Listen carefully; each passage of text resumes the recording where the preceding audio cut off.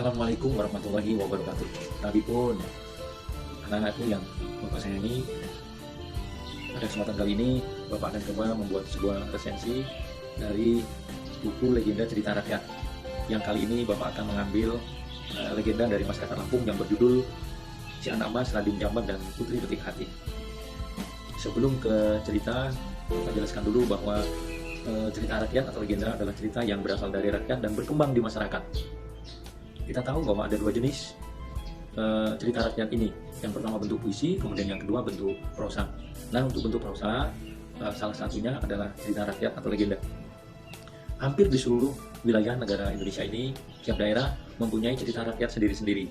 Kadang cerita rakyat satu dengan yang lainnya hampir sama, tetapi beda latar, tokoh, dan tujuan atau pesan moralnya.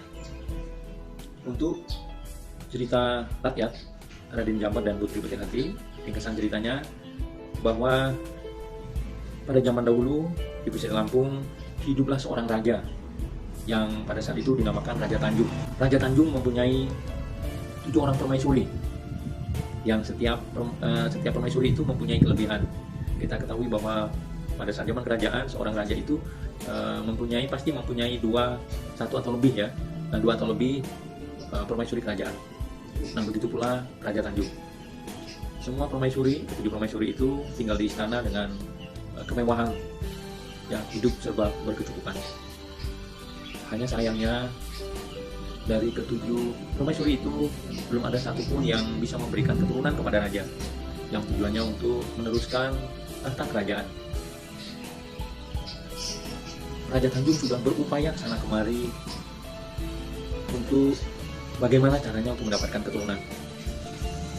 Akhirnya Raja Tanjung memutuskan untuk bertapa.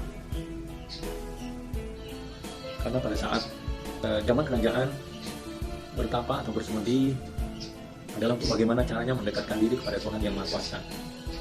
Nah, begitu pula Raja Tanjung. Pada suatu hari, dari waktu yang sudah ditentukan, Raja Tanjung pergi dan bersemedi di Gunung Pesagi. Dalam pertapaannya tidak sedikit godaan dan cobaan yang dialami oleh Raja Tanjung. Godaan yang paling besar adalah ketika saat bertapa, Raja Tanjung dililit oleh seekor ular naga. Ular itu sangat besar dan sangat beringas. Raja Tanjung berupaya untuk melepaskan diri dari lilitan ular. Berkat kesaktiannya, akhirnya ular itu terlepas, tetapi menjelma menjadi sebuah batu ya, yang kecil yang bentuknya merah. Ternyata itu bukan batu, melainkan seperti buah tomat.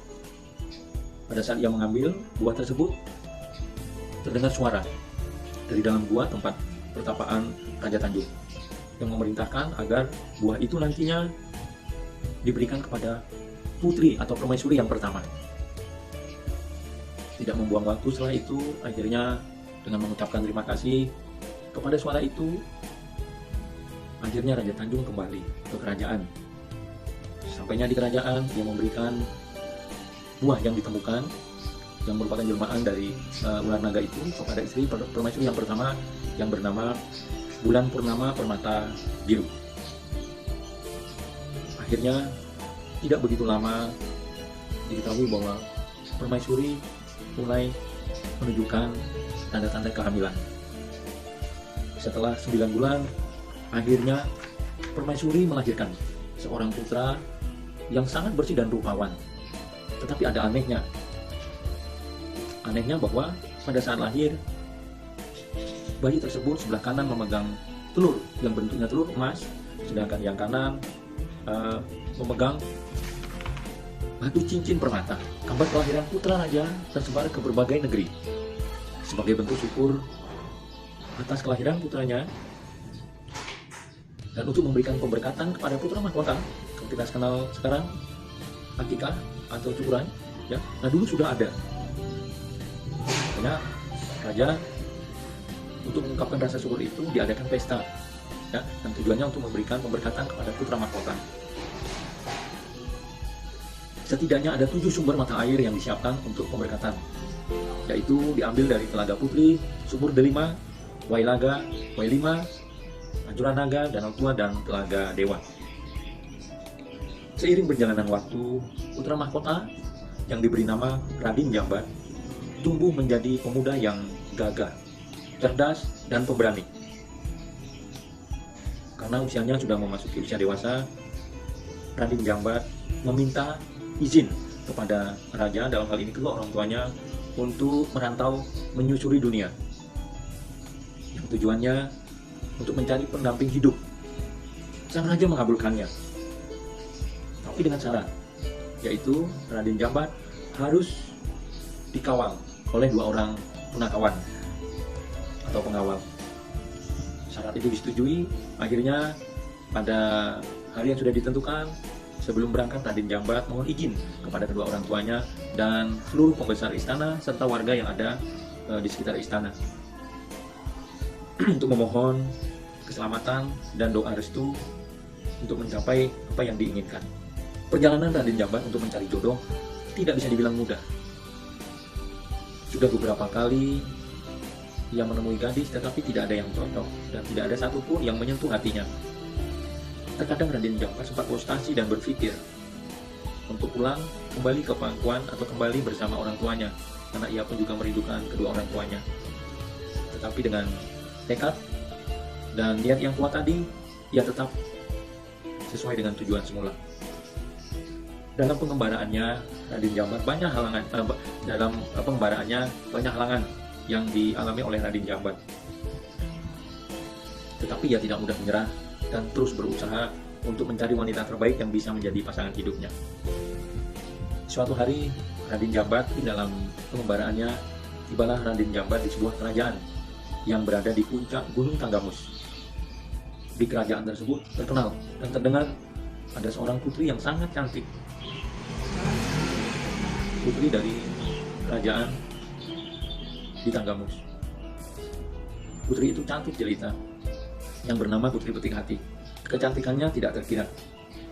Sudah banyak para raja dan pemuda berupaya dan berniat untuk memperistrinya, tetapi Putri Betik Hati belum berkenan. Ketika Raden Jambat sedang tidur karena kelelahan, ia bermimpi didatangi seorang putri yang sangat cantik. Ia selalu memanggilnya. Setelah terbangun, seolah-olah ia diajak dan mendengar untuk menemui putri tersebut. Ternyata benar, menurut informasi dari masyarakat, bahwa di daerah itu ada seorang putri yang sangat cantik jelita yang bernama Putri Betik Hati. Raden Jambat berkeinginan untuk menemui Putri Betik Hati. Nah, keinginan itu disampaikan kepada pengawal istana. Waktu yang sudah ditentukan, akhirnya Raden Jambat dan Putri Betik Hati bertemu. Tetapi Raden Jambat tidak sendirian. Ada satu orang pemuda yang juga berkeinginan melamar atau menemui Putri Betik Hati yang bernama Sindang Belawan Bumi. Karena ada 2 pemuda yang sama-sama tampan dan gagah, akhirnya disepakati bahwa akan diadakan sayembara. Nantinya siapa yang memenangkan sayembara itu, dia akan yang menjadi pendamping hidup dari Putri Betik Hati. Di hari yang sudah ditentukan, sayembara itu dimulai. Dan sayembara itu bukan hanya beradu atau bertarung melawan kekuatan saja, tetapi ada beberapa hal. Keahlian, kemudian kepemimpinan, dan banyak hal.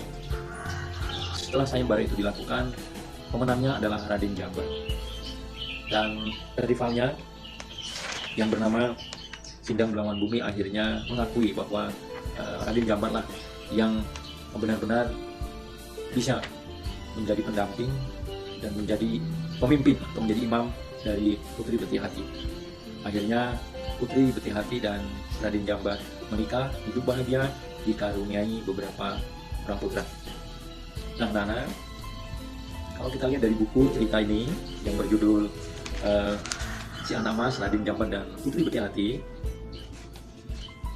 bahasa yang digunakan dalam cerita ini sangat lugas dan mudah dipahami. Walaupun di dalam buku ini, dalam cerita ini, tidak ada satupun menggunakan gaya bahasa. Ya. Nah, cerita ini sangat baik dibaca oleh siswa dan pemuda, ya, karena banyak mengandung nilai-nilai yang bisa dijadikan contoh. Yang saat ini sepertinya kalau kita lihat, dia sudah hampir punah, nilai-nilai tersebut. Kalau melihat dari tokohnya, Raden Tanjung, Raden Jambat, Putri Beti Hati. Nah, ketiga tokoh utama ini mempunyai sifat yang protagonis atau sifat yang baik. Dan satu yang agak protagonis yaitu Sindang Belawan Bumi. Agar pembaca terhipnotis ya, dan membayangkan jalan cerita, penulis juga menceritakannya dengan alur maju, dengan latar beberapa tempat, di sungai, di istana kerajaan, di pasar, dan sebagainya. Amanat atau pesan moral yang bisa kita ambil dari cerita ini, yang pertama yaitu apabila kita menginginkan sesuatu, kita harus berupaya semaksimal mungkin. Jangan gentar, jangan takut dari rintangan yang kita hadapi. Karena semua orang yang ada hidup di dunia ini pasti memiliki masalah dan memiliki cobaan. Dan bergantung pada kita, apakah kita bisa dan sanggup menghadapi cobaan itu. Selain itu juga, di dalam cerita ini mengajarkan kita bahwa untuk melakukan segala sesuatu kita harus mohon doa, terutama kepada kedua orang tua. Ridho Allah, ridho orang tua. Nah, ini salah satunya. Jadi apapun bentuk dari usaha kita, kita harus selalu berdoa dan mohon izin kepada orang tua. Selain itu juga, cerita ini mengajarkan kita untuk menjunjung tinggi sportivitas seperti yang dilakukan Sindang Belawan Bumi tadi. Dalam cerita, dia mengakui kekalahan dari Raden Jambat. Nah, sportivitas itu saat ini sangat kurang dan jarang kita temui, ya, baik dalam keseharian maupun dunia olahraga. Nah, ini yang harus kita terapkan, ya, yang ada pada diri kita. Rasa sportivitas yang sangat tinggi harus kita junjung. Nah, itu saja anak-anak resensi yang bisa Bapak sampaikan. Ya, mudah-mudahan resensi ini bisa bermanfaat untuk kalian semua, dan terutama nilai-nilai yang terkandung dalam cerita legenda Rakyat Lampung ini. Kurang lebih mohon Bapak mohon maaf. Bila taufiq wal hidayah. Assalamualaikum warahmatullahi wabarakatuh.